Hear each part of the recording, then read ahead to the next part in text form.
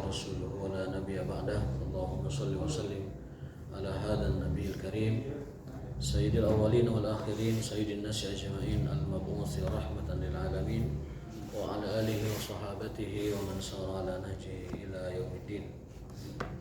Amma ba'du, jamaah sekalian yang oleh Allah Subhanahu wa taala, alhamdulillah Allah taala masih memberikan kita kesempatan, masih memberikan kita usia untuk kembali menunaikan tugas utama kita di dunia, yaitu beribadah kepadanya. Wa ma khalaqtul jinna wal insa illa liya'budun. Ma uridu minhum min rizqin wa ma uridu an yut'imun. Allah tidak pernah meminta kita membayar apa yang Allah berikan kepada kita. Ayeuna gedung mobil dipajak enggak, Pak? Pajak, ayeuna 7 juta, 2 juta. Ayeuna urang dipasihan badan dipajak teh ke Allah. Teu dipajak. Gaduh bumi dipajak, gaduh mobil dipajak, ya, motor dipajak. Itu semua dibayar. Tapi Allah menegaskan, aku tidak pernah memintamu membalas apapun dengan materi, dan aku tidak meminta rizki apapun dari kamu. Cukup itu saja. Wa ma khalaqtul jinna wal insa illa liya'budun. Bayangkan kalau mata harus dipajak kepada Allah, ya, badan dipajak, nyawa dipajak. Berapa bayar kita kepada Allah? Berapa kita bayar kepada Allah? Nggak akan terbayar. Allah hanya minta kita satu saja, liya'budun, ibadah sing benar. Hanya itu saja, ibadah saja. Tidak minta harta, tidak minta balasan, tidak minta upah. Dan itu Allah tegaskan dalam surat Az-Zariyat yang tadi saya baca. La ma uridu minhum min rizqin, aku tidak pernah minta balasan harta darimu. Wa ma uridu ayyut'imun, juga tidak makanan. Hanya liya'budun saja, agar kamu beribadah kepada Allah Subhanahu wa taala. Alhamdulillah, kita sudah menaikkan kewajiban kita melakukan sholat subuh. Mudah-mudahan Allah Ta'ala memberikan qabul, penerimaan dari kita. Amin ya rabbal alamin. Allahumma taqabbal minna sholatana wa qiyamana wa ruku'ana wa sujudana wa tamim taqsirana ya Allah ya rabbal alamin. Allahumma subhanaka la ilma lana illa ma 'allamtana wa 'allimna ma yanfa'una wa zidna ilman. Amin. Hari ini kita melanjutkan kajian, harusnya sirah tapi saya keliru jadwal, jadi adab, ya. Kita al-adab al-mufrad, bagaimana kita mengetahui adab kita kepada Allah, adab kita kepada manusia. Manusia terbagi, ada orang tua, ada sesama, ada orang lain. Dan kita masih di pembahasan adab kita kepada orang tua. Yang terakhir bahasan kita adalah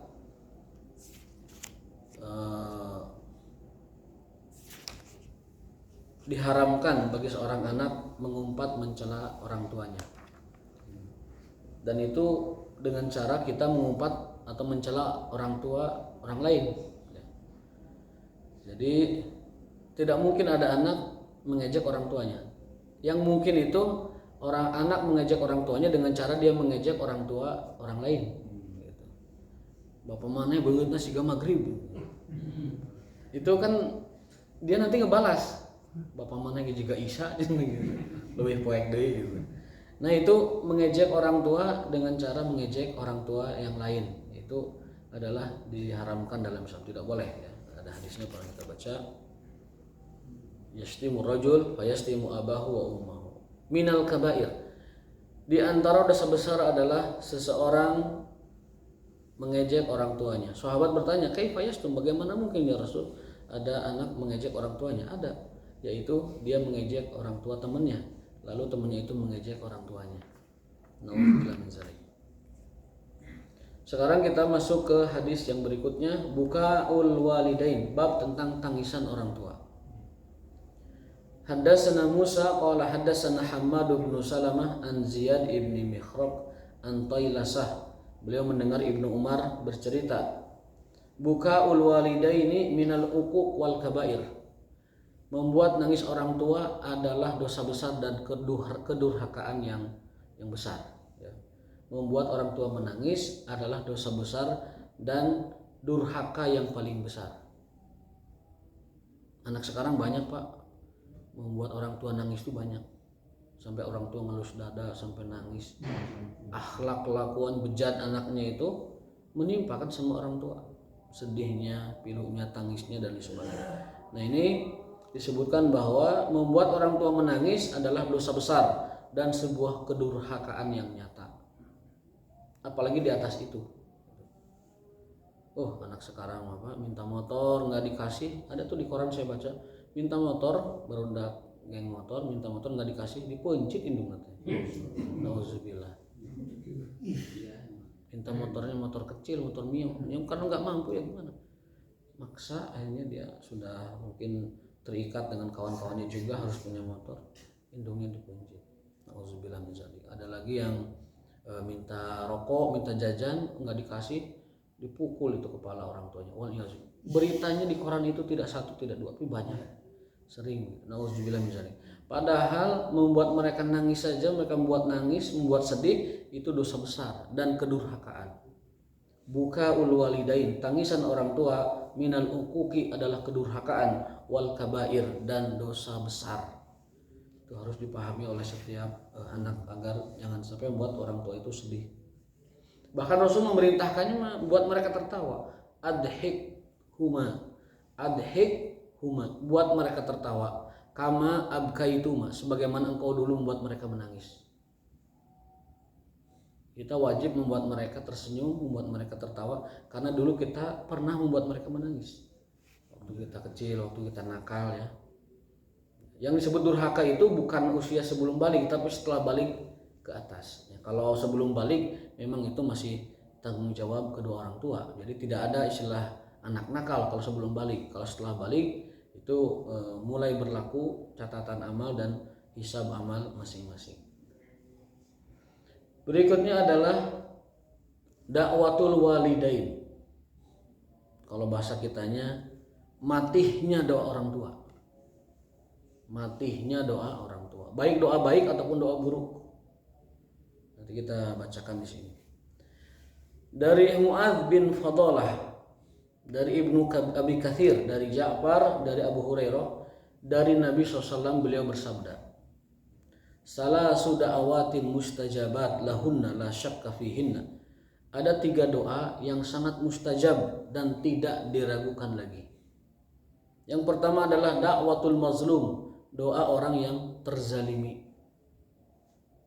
Orang lagi duduk dikaplok orang tuh jebret, terzalimi dia. Lalu dia berdoa, maka doanya itu mati. Meskipun dia orang kafir, Dalam hadis itu doanya orang terzalimi itu langsung menembus langit didengar Allah Ta'ala, wa in kana kafiran, meskipun dia orang kafir. Jadi menzalimi itu siapapun tidak boleh, baik yang dizaliminya orang muslim atau orang kafir. Dan doa terzalimi itu langsung sampai kepada Allah tanpa perantara, baik dia itu muslim atau kafir. Karena pada hakikatnya orang kafir juga Tuhannya mah Allah. Cuman kan dia mah khianat, menyembahnya kepada selain Allah. Padahal hakikatnya Tuhannya adalah Allah. Sehingga apabila dia dizalimi, tetap dia adalah Tuhannya adalah Allah pada hakikatnya. Sehingga Allah dengar perbuatan si zalim kepadanya, lalu Allah timpakan balasan hukuman kepada si zalim itu. Ada ayat mengatakan, Allah berfirman, a'udzubillahi minasyaitonirrajim, wala tahsabannallaha ghafilan amma ya'malu zalimun. Jangan pernah kau kira Allah itu diam saja, abai dari perbuatan orang-orang zalim. Allah tidak pernah diam. Allah menghitung, Allah menghisab, Allah memperhitungkan kapan saat ini si zalim disikat gitu. Itu Allah tidak lalai tentang itu. Wala tahsabanna, jangan pernah kau kira, nunnya nun taukid itu. Jangan pernah kau kira Allah itu lalai dari menghukum orang-orang zalim. Itu pasti dihukum, pasti ditindak, pasti disikat. Dalam hadis katakan Allah bersabda, la antakimanna zalim, la antakimanna minaz zalim. Sungguh aku akan balas dendam kepada orang zalim, membalaskan dendam orang terzalimi. Walau ba'dahin, meskipun telah berlalu beberapa waktu. Jadi Allah pasti akan membalaskan kezaliman terhadap orang yang dizalimi meskipun setelah beberapa waktu. La antakimanna zalima walau ba'dahin. Sungguh aku akan balaskan kezaliman itu meskipun setelah beberapa waktu. Jadi kita sekarang menzalimi orang, mungkin seminggu 2 minggu gak ada balasan berikut, tapi nanti beberapa waktu itu pasti Nabi bersabda dalam hadisnya, lamnya lam taukid, nunnya nun taukid, benar-benar pasti akan aku balaskan kezaliman orang itu kepada orang ini. Mungkin itu yang dalam konsep keyakinan lain disebut dengan karma. Tapi kita meyakini bukan karma, tapi al-jaza. Di agama lain ada karma, di Islam jauh lebih dulu namanya jaza. Al-jaza. Wal jaza min jinsil amal. Dan balasan itu, jaza itu sesuai dengan kadar perbuatannya. Al-jaza min jinsil amal. Balasan, karma, hukuman itu sesuai dengan kadar kezalimannya. Maka dari itu dakwatul mazlum, doanya orang terzalimi itu sangat mujarab, mati dan ampuh. Meskipun tidak langsung segera kadang-kadang, tetapi walau ba'dahin, meskipun telah berlalu beberapa waktu, tapi pasti akan dibalas. Ada yang langsung, ada yang beberapa waktu, ada yang sebelum kematiannya, itu akan dibalaskan. Yang kedua, dakwatul musafir, doanya orang bepergian. Makanya Pak sering-sering bepergian supaya doanya itu banyak yang diijabah. Pergian ke mana itu, ke Garut, ke Tasik, ke Jakarta, banyakin safar, umroh, banyakin safar, banyakin perjalanan, banyakin jalan-jalan. Nah, di jalan-jalannya itu berdoa. Meskipun Abu Hanifah mensyaratkan perjalanannya itu perjalanan ketaatan, tetapi ulama lain mengatakan mutlak itu safar apa saja. Baik itu safar untuk wisata, safar untuk bisnis, safar untuk bepergian. Karena safar itu pada intinya adalah dia bepergian untuk sesuatu yang tidak diharamkan. Itu namanya safar bisnis, safar silaturahim, safar ziarah kepada keluarga, ahlu rahim, itu semuanya adalah ketaatan kepada Allah Ta'ala. Tidak mesti safar yang ibadah, tetapi seluruh safar adalah musafir.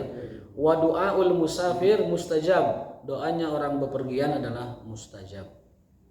Dan tiap hari kita safar Pak, safar ke tempat kerja kan, tiap hari kita safar, berangkat ke tempat kerja, ada yang berangkat ke tempat lain sebagainya, itu adalah musafir. Dalam hadis lain Rasul bersabda, safiru tasihu, banyak-banyaklah kalian melakukan safar, perjalanan agar kamu sehat. Piknik masuk safar mubah namanya. Mubah bukan bahasa Indonesia ya, mubah bahasa Arab, safar yang dibolehkan. Kenapa? Karena piknik itu untuk tarwihun nafs, untuk membuat jiwa itu kembali segar. Karena Nabi bersabda al-imanu sa'atan. Yang namanya iman itu sewaktu dan sewaktu. Ada futurnya, ada lemahnya, ada turunnya, ada daunnya. Maka pacu lagi dengan kita sedikit mengambil kebahagiaan, kegembiraan yang Allah mubahkan kepada kita, yang Allah bolehkan kepada kita. Piknik, rekreasi, ya.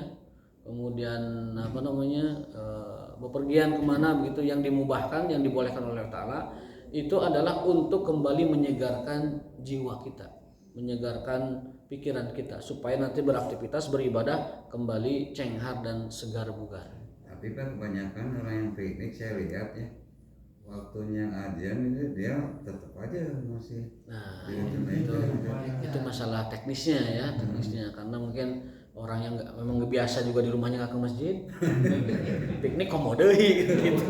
Itu dijabah gitu. Iya.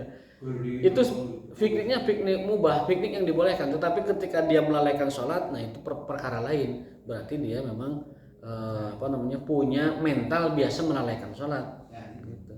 Dan saya yakin orang tempat piknik yang sholatnya itu acuh, dan di rumah lagi gitu biasanya. Itu udah tanda-tanda. Sudah bawaannya, sudah bakatnya gitu.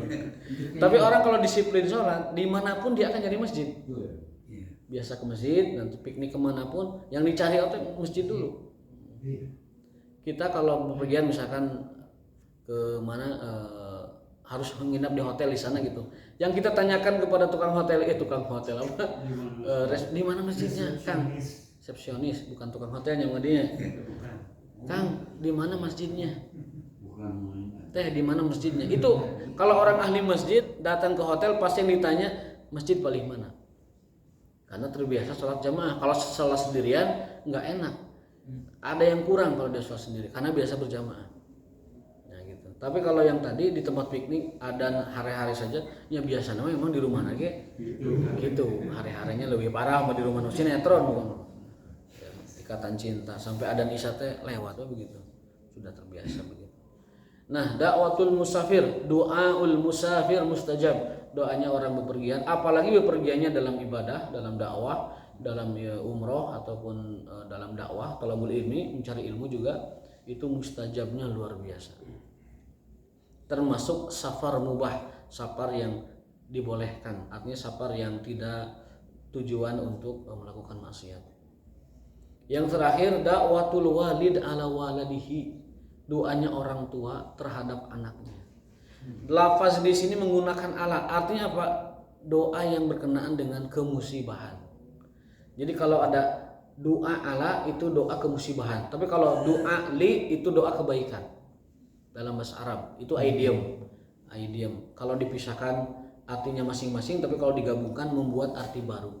Nah, da'a ala artinya mendoakan kesialan, kemusibahan ataupun kesulitan.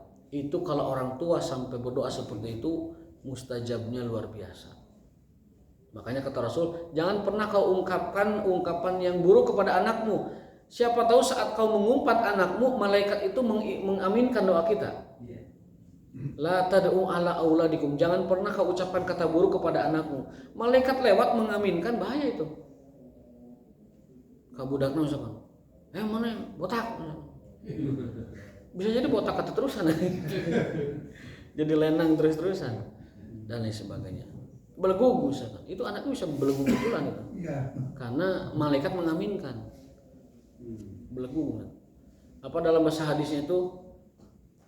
Fa inna fi sa'atul muwafaqah.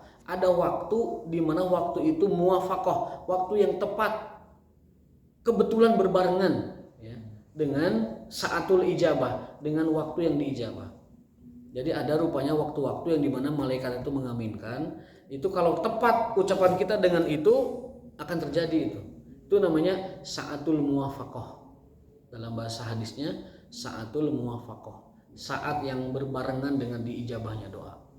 Nah, orang tua jangan latah, jangan mudah marah mengatakan kepada anaknya dengan ungkapan-ungkapan buruk, apalagi doa buruk.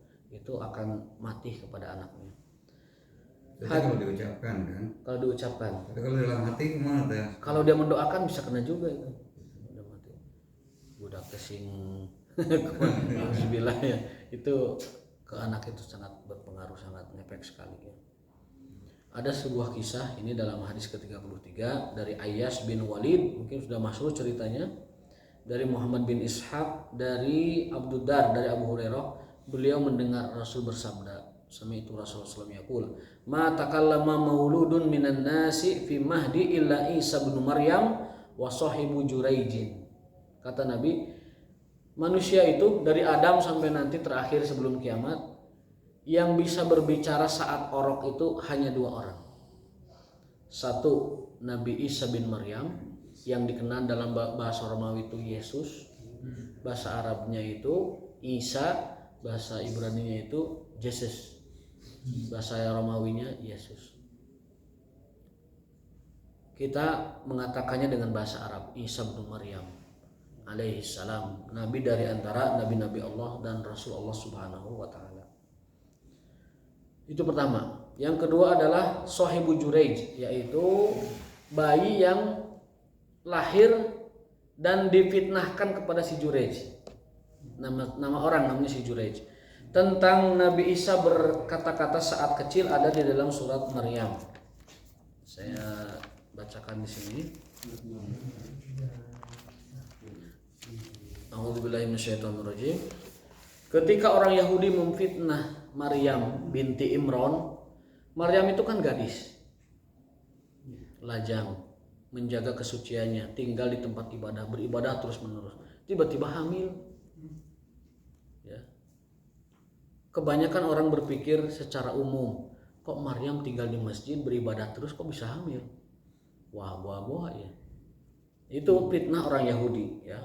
Sampai itu terkabar siar kemana-mana menyebar fitnah itu, dan semua orang itu mencemooh Maryam sampai mengatakan, ya ukhta Harun, makana abuki mura'as sau'in wa makanat ummuki baqiya. hai anak Harun, hai saudara Harun. Nabi Harun ya, Maryam itu kan saudaranya. Ya masih satu garis turunan.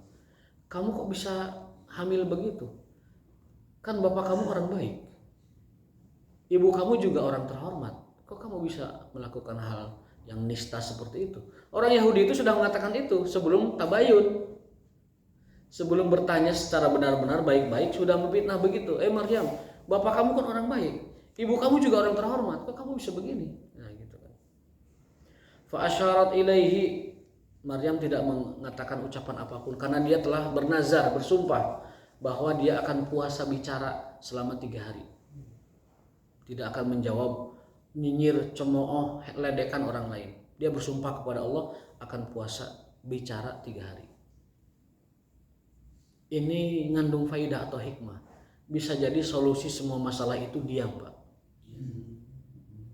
Solusi banyak masalah itu bisa jadi sederhana, diam saja. Nanti gak beres orangan lah bahasa orang nama. Nanti juga kelar sendiri gitu. Qalu kaifa tukallimu man kana fil mahdi sabiyya. Maryam hanya menunjuk bayinya. Kalian yang memfitnah saya, menuduh saya, dalam bahasa hatinya dia tidak mengucapkan, menunjuk ke anaknya. Maksudnya tanya aja bocah ini yang dilahirkannya gitu. Tanya bocah ini siapa dia ya. Dan kenapa dia lahir ke dunia. Kemudian sang bayi kecil itu Isa bin Maryam mengatakan, qala inni abdullah, aku adalah hamba Allah. Ataniyal kitaba, Allah berikan kitab kepadaku, wahyu Injil. Wa ja'alani nabiyya, dan Allah menjadikanku sebagai seorang nabi. Wa ja'alani mubarakan ainama kuntu, dan aku diberkati dimanapun aku berada. Wa ausani bis salati waz zakati ma dumtu hayya, dan memerintahkanku untuk melakukan salat, zakat dimanapun aku berada. Ini berarti salat dapat mendatangkan keberkahan. Ya. Kalau kita ingin keberkahan, maka kuncinya adalah salat. Wa ja'alani mubarakan, aku diberkati di berbagai tempat karena Allah merintahkan aku melakukan sholat. Berarti sholat adalah pangkal keberkahan. Salah kalau orang nyari berkah ke tempat lain, salah kalau orang nyari berkah ke ibadah, ke aktivitas lain. Keberkahan ada pada sholat. Wa ja'alani mubarakan aina ma kuntu wa awsani bis sholati waz zakati ma dumtu hayya. Jadi sangat rugi sekali kalau kita meninggalkan sholat. Karena apa? Karena itu adalah pangkal keberkahan kita. Wa barram bi walidati wa lam yaj'alni jabbaran syaqiyya, dan aku dijadikan anak yang berbakti kepada ibuku ya, dan aku tidak diizinkan Allah atau tidak diizinkan Allah menjadi orang yang berhati keras dan juga sengsara.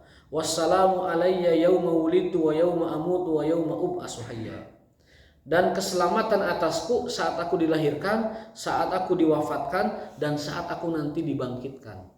Ini yang suka dijadikan dalil orang sekuler bahwa Natal itu adalah perayaan yang kita juga harus rayakan. Karena itu adalah kelahiran Nabi kita katanya, Nabi Isa. Nabinya umat Islam juga Nabi Isa. Ya kan? Karena umat Islam kan diwajibkan beriman kepada seluruh nabi dan rasul, ya kan? Nah, pertanyaannya adalah apakah betul kelahiran beliau adalah untuk dirayakan? Padahal ayat ini tidak mengatakan begitu.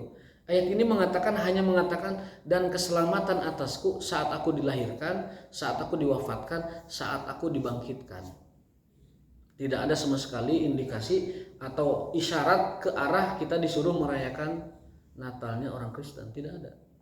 Itu pertama. Yang kedua, penanggalan wafatnya Yesus juga tidak disepakati oleh ahli sejarah. Bahkan kebanyakan mengatakan bukan di tanggal 25.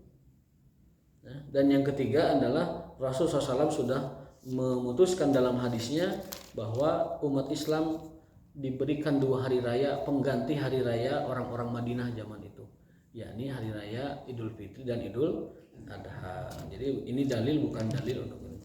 Berikutnya adalah jumlah nabi dan rasul itu banyak. 141.000 totalnya dalam Sahih Muslim. Kemudian 320 rasulnya.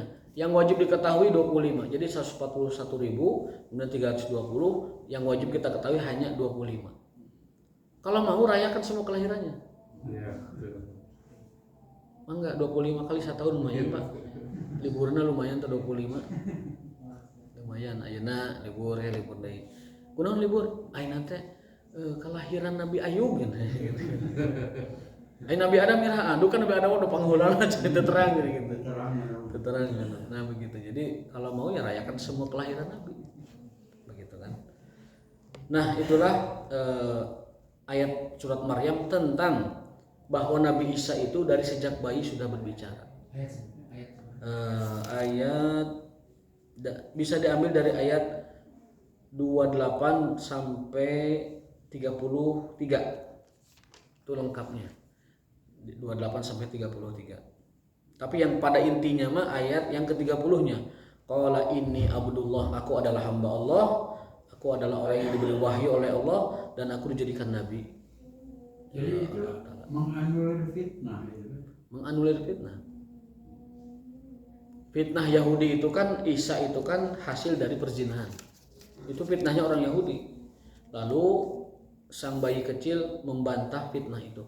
Aku adalah hamba Allah, aku adalah nabi Allah, aku diberikan wahyu olehnya sebagai Rasulullah dan bukan apa yang kalian tuduhkan. Begitu. Di ayat lain ada yang lebih jelas yaitu mereka orang Yahudi mengatakan inna qatalnal masih ibn Maryam, kami telah membunuh Isa bin Maryam. Kemudian dibantah oleh Allah Ta'ala, wa ma qataluhu wa ma salabuh, sungguh mereka tidak pernah membunuhnya, sungguh mereka tidak menyalibnya.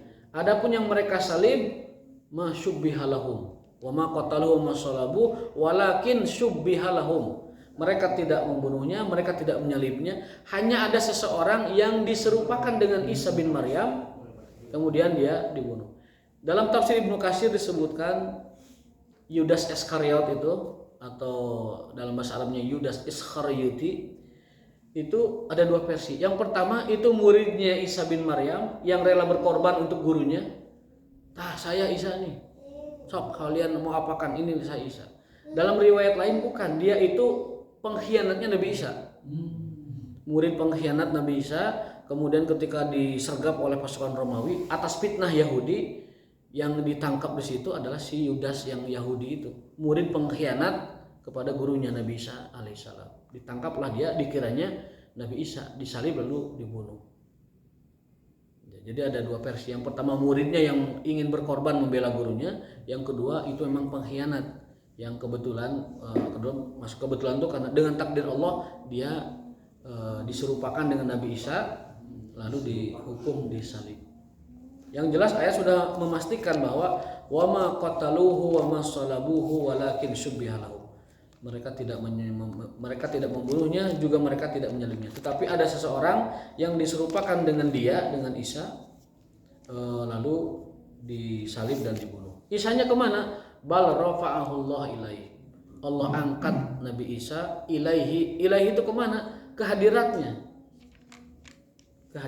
Dalam tafsir kehadiratnya itu ke langit, di langit ke atas. Dalam tafsir lainnya ya kehadirat Allah, hanya Allah yang tahu di mana tempatnya. Jadi ini memastikan bahwa beliau itu Nabi Isa masih hidup. Dan bagi Allah memanjangkan usia itu tidak mustahil. Karena memang beliau belum wafat. Beliau belum wafat dengan dalil Quran bal rafa'ahu ilaihi. Adapun tentang Nabi Khidir sudah kita jelaskan dulu, beliau wafat 2000 tahun sebelum Masehi. Ya, dalam hadis Imam Bukhari, hadis Bukhari mengatakan bahwasanya tidak ada di atas muka bumi setelah diutusnya Nabi Muhammad yang bertahan hidup lebih dari 100 tahun. Jadi ketika Nabi Muhammad diutus, di kala itu tidak ada seorang pun yang bertahan hidup lebih dari 100 tahun dari sebelum diutusnya Nabi.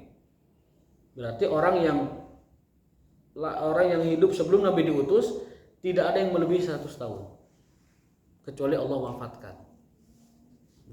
Ya kalau sekarang kan memang sudah Nabi diutus, artinya sekarang kalau ada orang yang 100 tahun 200 tahun tidak masalah, biasa-biasa saja.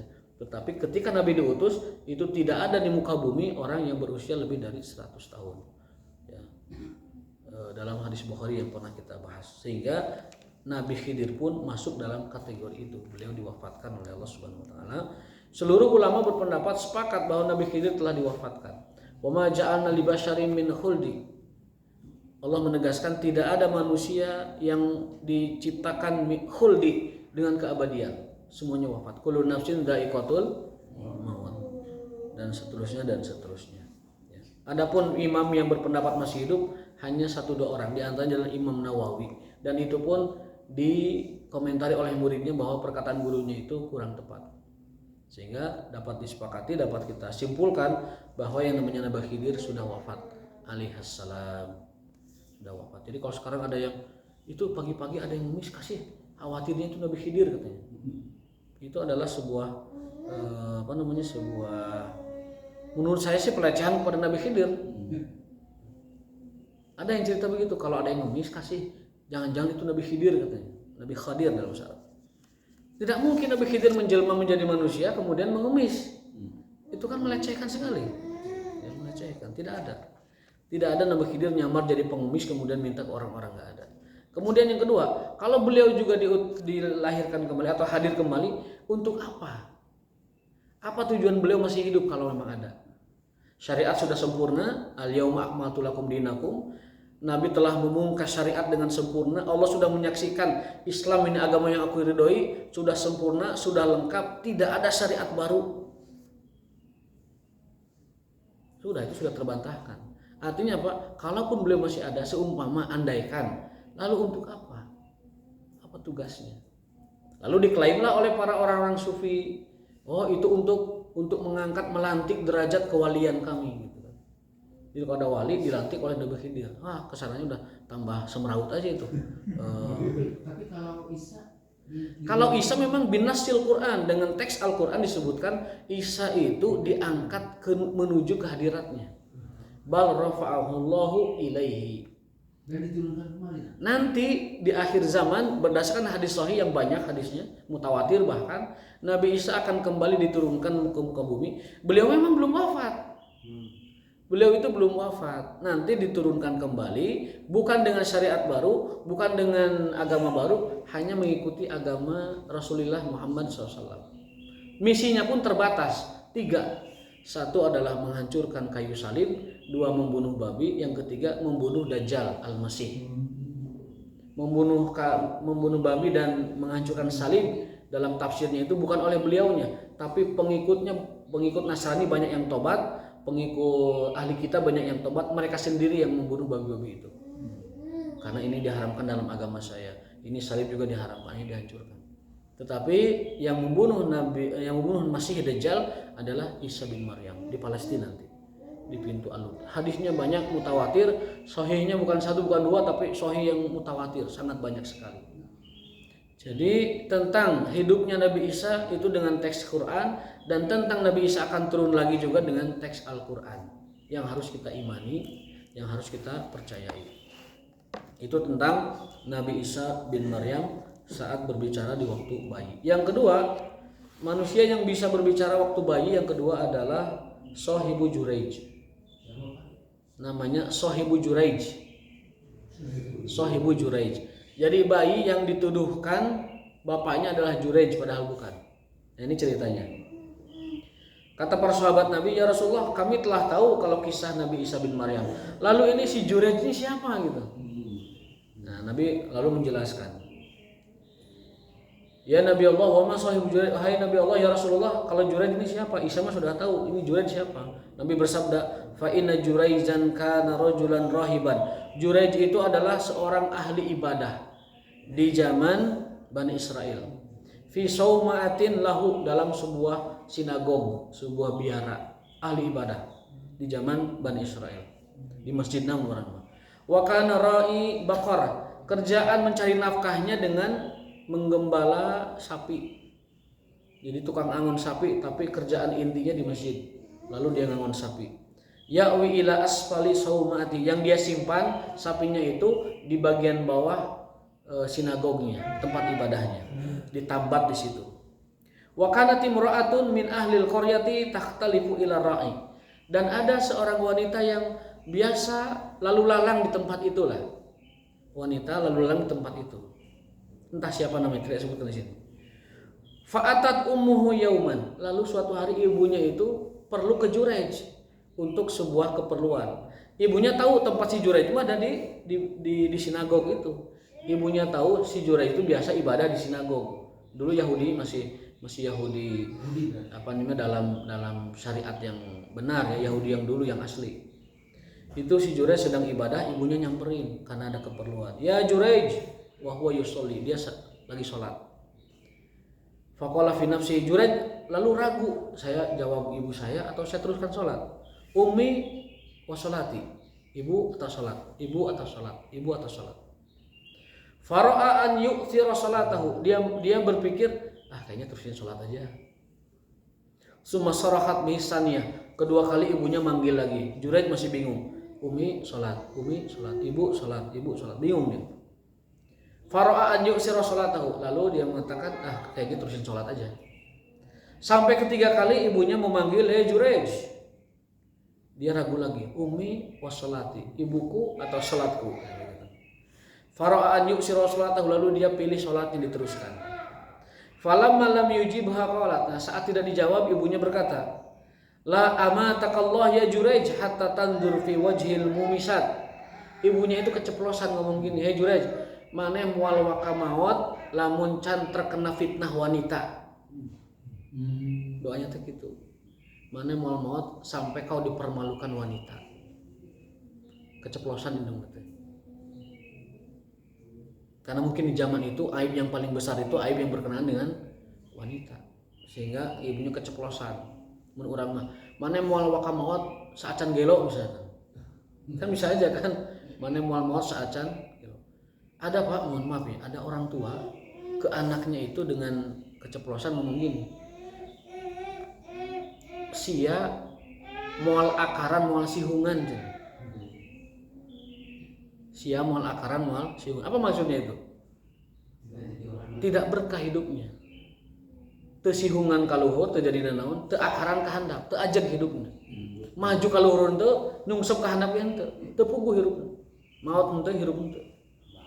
Moal sihungan, moal akaran. Itu bahasa orang tua kalau sudah menyumpah anaknya zaman dulu. Tapi itu perkataan dalam Islam yang diharamkan, nggak boleh. Orang tua nggak boleh ada perkataan semacam itu, karena itu akan ngena ke anaknya, akan menyiksa anaknya habis-habisan. Lalu akhirnya ibunya mengatakan, la amatakallah, Allah tidak akan wafatkan kamu Jurej sebelum kau terkena fitnahnya wanita. Summa in soropat, lalu pergi ibunya. Kesel kan anaknya tidak menjawab sholat. Nah, kita orang Islam kalau dipanggil ibu sedang sholat, kasih isyarat. Apa isyaratnya? Mungkin dengan mengeraskan takbir atau berdehem, atau dengan kalau sunnah batalkan sholatnya. Panggilan ibu jauh lebih utama dibanding sholat sunnah. Sholat sunnah. Karena ibu itu lebih afdol dari 1000 wali kalau kata guru saya. Doanya ibu, sumpahnya ibu, ucapan ibu afdol min alfi waliyin, lebih afdol dari 1000 wali sekalipun.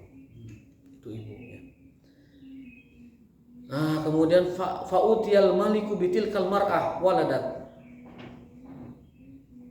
Lalu si suami wanita yang tadi lalu lalang ke tempat Jurej itu hamil. Suaminya itu ya penasaran. Bahasa kitanya mah neng, eta sahan mareunehan, da asa henteu ayeuna mah gitu. Siapa itu pemilik bayi di rahim kamu? Faqala mimman, siapa yang melakukan ini? Qalat min Jurej. Nah, itu fitnahnya. Si wanita itu tiba-tiba mengaku ayah dari kandungan anaknya itu Jurej. Padahal si Jurej ahli ibadah, setiap hari di masjid, muntah di masjid, di ladang ngangon sapi. Orang soleh, orang baik, tetapi tadi terkena doa ibunya.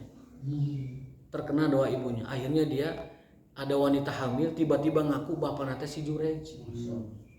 Berat Pak begitu Pak. Akhirnya aya ngaku ke orang. Tanggung jawab mana ya cenah? Iya anak mana? Kalau orang terkenal ajan namanya. Berat itu. Ya.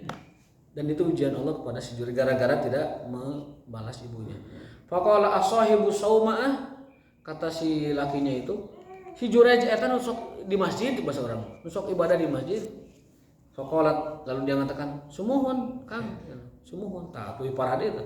Qala ihdimu sama, hancurkan itu masjidnya, bakar itu masjidnya. Saking ambeknya itu si laki-laki itu karena wanitanya hamil oleh si Jurej, sampai bukan hanya si Jurej yang mau ditangkap, masjid narungkadkeun. Hancurkan itu, ratakan masjidnya. Ihdimu itu ratakan. Bukan rorod kusena, bukan Pak. Rorod karpetnya enggak, ratakan itu masjidnya, hancurkan. Waktu nibihi, lalu tangkap si Jurej, kata orang itu. Berarti ini lelakinya memang punya pengaruh di kaumnya, bukan sembarang laki-laki tadi punya pengaruh. Buktinya bisa nyuruh masyarakat, hancurkan, tangkap si Jurejnya. Fadorobu sauma, atau lalu masyarakat menghancurkan masjid itu bil fuus, ku kampak, hancurkan lagi. Dan senjata zaman dulu memang kampak banyak. Buktinya apa? Nabi Ibrahim saja disunatnya pakai kampak. Usia 70 tahun. Ikhtatana Ibrahim wa huwa sab'ina sana. Ibrahim disunat 70 tahun pakai kampak. Kampak zaman dulu kampaknya rada batu kan? Wih, beres na ampun. Kabayang. Coba mun mintul kan rada hese. Zaman sekarang malah anak tuh sambil main game, tahu-tahu sudah hilang aja. Sorenya bisa main bola lagi. Nah, ini boleh bisa. Jadi masjid itu udah hancurkan kampak, pokoknya dirungkadkeun hatta waqa'at, sampai roboh itu masjidnya, tempat ibadahnya. Namanya dalam bahasa Yahudi masjid itu namanya sauma'ah, dalam bahasa Islam masjid. Kalau bahasa Kristennya kanisah, ya. Faja'alu, Nasrani bukan Kristen, Nasrani maksudnya. Faja'alu yadahu ila unuki, lalu si Jurej itu di talian ila unuki, ka ieu tah ka beheungna.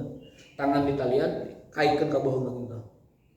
Atau mungkin begini, ya bisa diartikan dua, bisa begini, bisa begini. Dicangcang, diarak Pak si Jurej teh.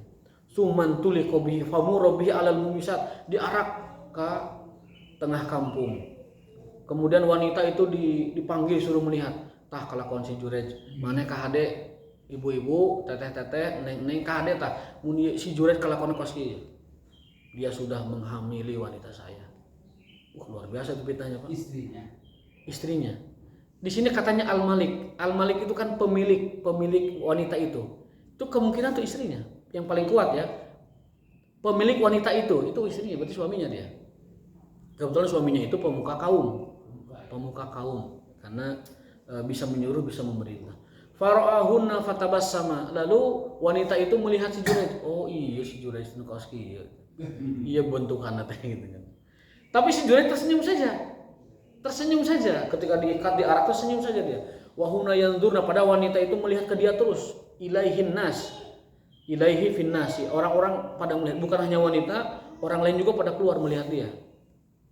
Faqala al-malik, lalu si laki-laki itu, ketua kaum itu, ma tazum hadhi, Jurej, apa kau kira? Kira-kira aya naon ya bisa kieu? Jurej belum tahu itu. Kenapa digituin tuh enggak tahu. Sampai diarak begitu. Qala ma tazum, kamu kira apa ini? Qala tazum anna waladaha minka. Yang saya tahu wanita ini memfitnah saya, anaknya dari saya. Gitu. Hanya sebatas itu tahunya. Tapi sampai dihancurkan masjidnya, sampai diarak, diikat di tengah kampung, dia tidak tahu sampai ada sebegitu parah gitu. Qala anti tazumin, kamu telah fitnah saya, kata si Jurej itu. Qalat na'am, ya. Aina hadza shagir? Lalu penasaran, tanyakan si bayinya itu. Kebetulan bayinya udah lahir. Mana bayinya? Coba tunjukkan. Qalu hadza, ini bayinya. Nah, fa aqbala alaihi faqala. Lalu Jurej menanyakan ke bayi itu. Faqala man abuka? Nak, siapa ayahmu? Masih bayi. Masih baru lahir. Qala ra'il baqar, seseorang penggembala sapi. Kata si bayi itu, aku adalah anak penggembala sapi. Tapi nggak disebutkan namanya. Berarti kan bisa jadi bukan Jurej. Hanya penggembala sapi saja.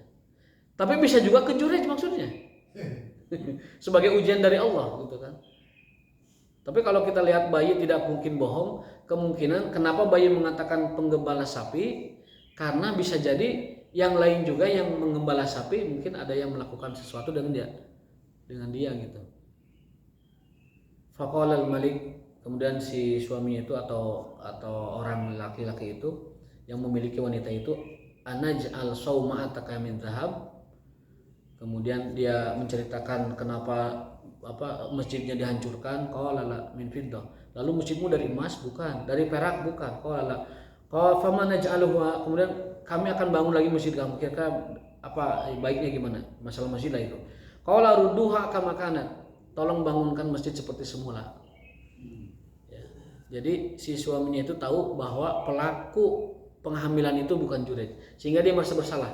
Ya udah Jurej, saya minta maaf, nanti saya bangunkan lagi masjidnya. Saya bangunkan lagi tempat ibadahnya. Berarti dia orang berpengaruh, Pak.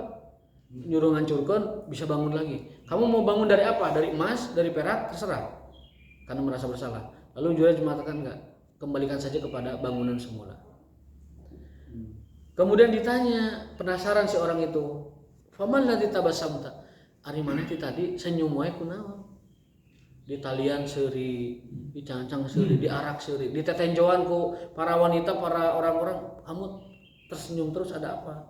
Kemudian dia mengatakan, amron arabtu, karena saya tahu akhir dari semua ini. Apa itu? Adrokat nida watu umi.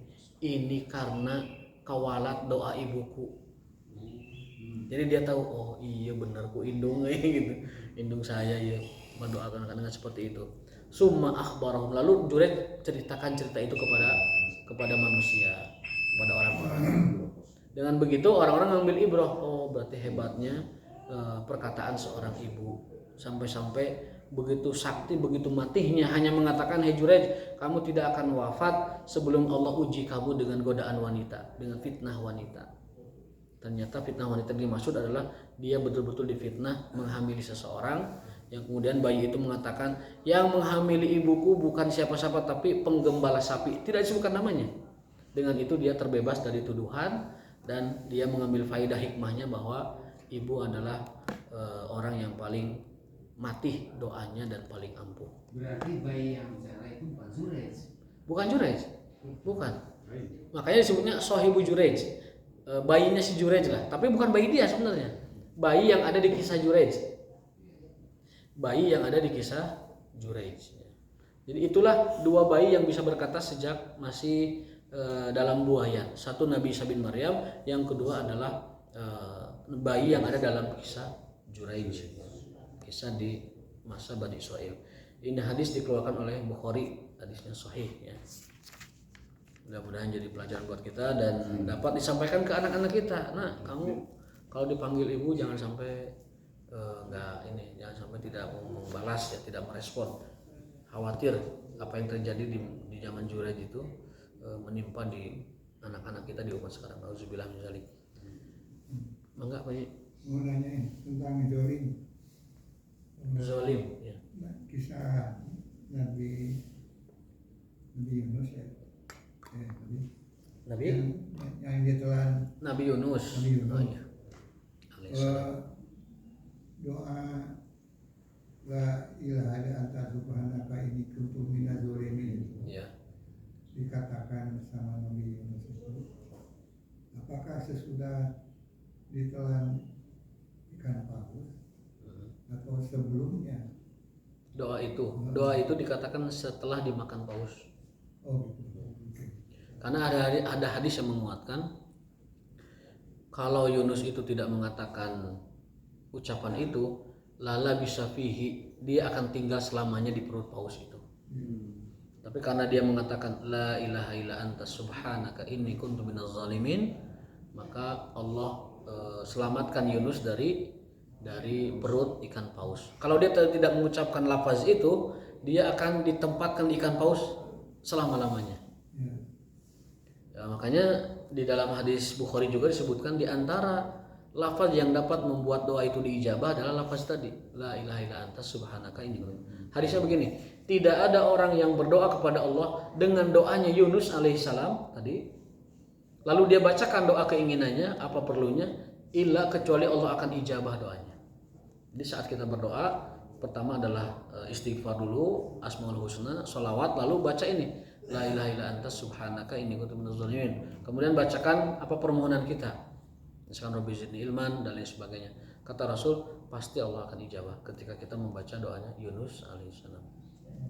Itu khasiat bacaan la ilaha illa anta subhanaka inni kuntu minaz zalimin. Baik, sudah Ini teh ya seorang ibu yang menyumpahi anaknya jelek itu apa tidak berdosa? berdosa. Tapi meskipun berdosa sumpahnya mati ya gitu Ki. Kan ibu kan tidak boleh. Tadi kan ada Nabi mengatakan la tad'u ala auladikum. Nabi bersabda, janganlah kalian hai orang tua berdoa yang buruk untuk anakmu. Berarti kan dia melanggar perintah Nabi. Kalau melanggar perintah Nabi berarti berdosa. Gitu. Jadi dosanya ibu mah dosa melanggar larangan Nabi gitu. Bukan melanggar anaknya, tapi melanggar perintah. Karena Nabi bersabda, jangan kamu berkata yang tidak baik kepada anak-anakmu. Baik, itu Ki ya. Alhamdulillah wa ma taufiquna illa billah. Subhanallah wa bihamdihi asyhadu an la ilaha illa anta wallahu taala a'lam bissawab. Assalamualaikum warahmatullahi wabarakatuh.